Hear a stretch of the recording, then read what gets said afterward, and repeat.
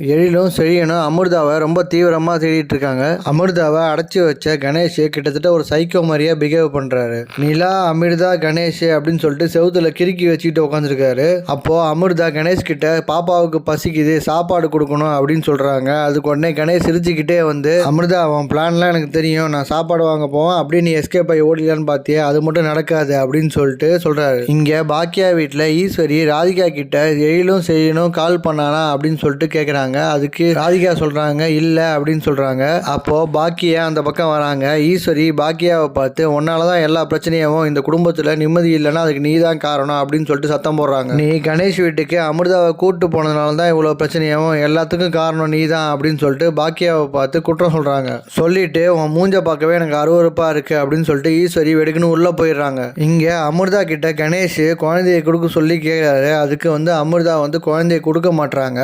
உடனே கணேஷ், நான் பெத்த குழந்தைய எனக்கே தர மாட்டியா, இதெல்லாம் நியாயமா அப்படின்னு சொல்லிட்டு அமிர்தாவை பார்த்து கேட்கிறாரு. கேட்டுட்டு, அமிர்தா நாளைக்கு நம்ம 2 பேருக்கு கல்யாணம், நம்ம 2 பேரும் கல்யாணம் முடிஞ்சதுக்கு அப்புறம் நம்ம தனியா போயிடலாம் அப்படின்னு சொல்லிட்டு கணேஷ் ஒரு குண்டை தூக்கி போடுறாரு. இங்க பாக்கியா அமிர்தாவை காணுன்னு சொல்லிட்டு ரொம்ப வருத்தப்பட்டு கிச்சன்ல உட்காந்து யோசிச்சுட்டே இருக்காங்க.